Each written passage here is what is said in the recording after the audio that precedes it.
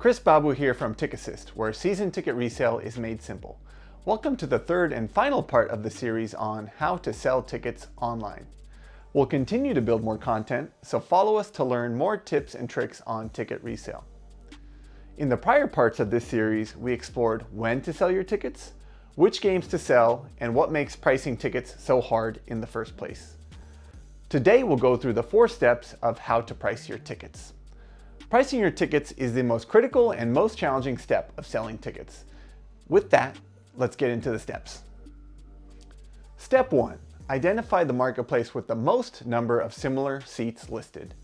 The fewer the listings a marketplace has, the higher the likelihood there is of the tickets being overpriced. When there are just a handful of similar tickets listed, a couple of sellers overpricing their tickets can lead to everyone else around them overpricing their tickets. We recommend looking at Ticketmaster, StubHub, and SeatGeek to get a feel for which marketplace has the highest amount of listings for your type of seats. We highlighted Ticketmaster, StubHub, and SeatGeek as these 3 marketplaces have official resale partnerships with teams.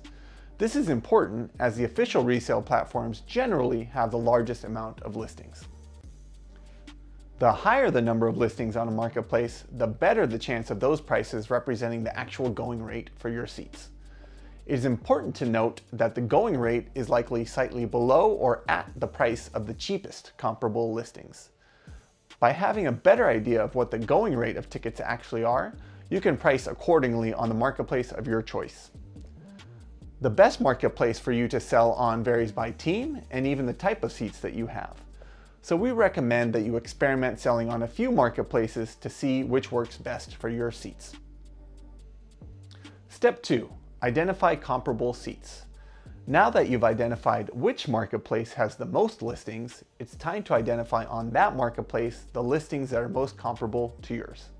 A common mistake that sellers make when pricing is looking only at their section.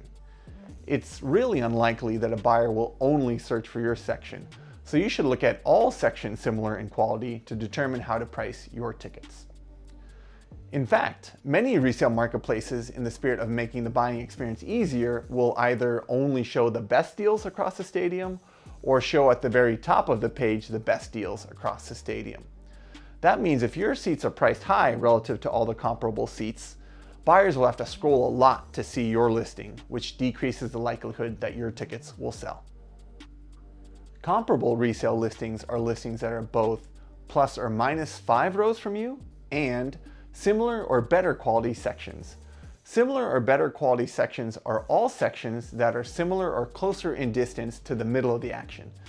Middle of the action by sport is, for basketball, look at seats that are similar or closer to midcourt. For NHL, look at seats that are similar or closer to center ice. For football, look at seats that are similar or closer to the 50-yard line.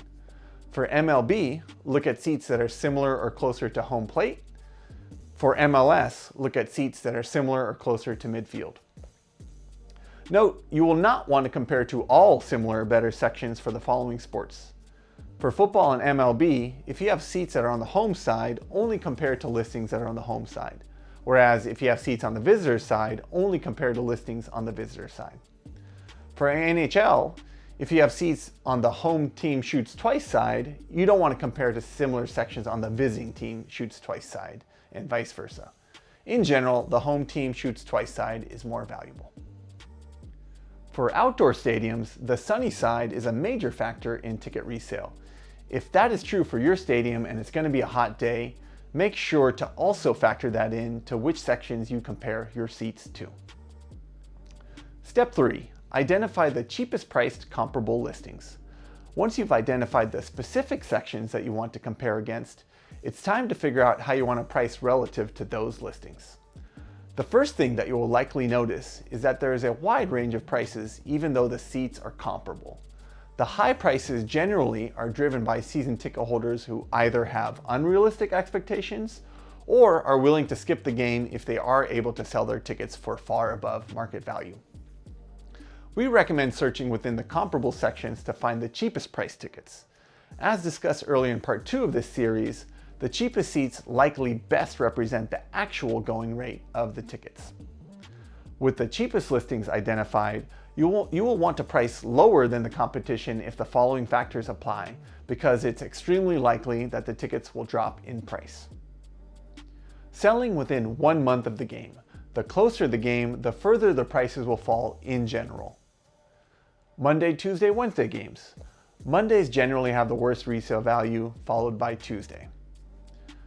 Low resale value opponents. For example, teams that won't make the playoffs, have minimal historical legacy, or typically don't draw fans on the road. Key injuries to either the home team or the visiting team. For NBA and NHL specifically, if the game is part of a home back-to-back, part of a long homestand, or a 3 home games in 4 days type situation. One other thing to note is that certain marketplaces will show buyers an artificially reduced upfront price. So that makes finding out what your competition is actually listing their tickets for very difficult. For example, you may have noticed that you listed your tickets for $100, but when you look on the marketplace, you see the tickets listed at $85 or $90. TiqAssist is able to see the actual listing price through our selling tools, which allows us to more accurately price tickets. Step 4. Monitor the market and get the tickets sold. Once you list your tickets based on the strategies we discussed, you will need to monitor the market periodically and update your pricing. If the game is more than 8 weeks out, checking in weekly on your listing is fine. From 8 weeks out until 2 weeks out, you will want to check in 2 to 3 times a week. From there, you'll want to check in daily, eventually a couple times a day as you get within 1 week from the game. In general, price more and more competitively as you get closer to the game. A market rate sale today will be a much higher sale price than an above market sale a few weeks from now. Thanks for watching our video on how to price your tickets in 4 steps. We hope these tips help you be more successful at selling your tickets. If you feel like selling your tickets online is overwhelming, our selling experts at TiqAssist are here to sell your tickets for you. You can register at TiqAssist.com to get started. Make sure to give us a like and follow us to learn more tips and tricks on ticket resale. You can also read more of our ticket reselling tips at TiqAssist.com/blog.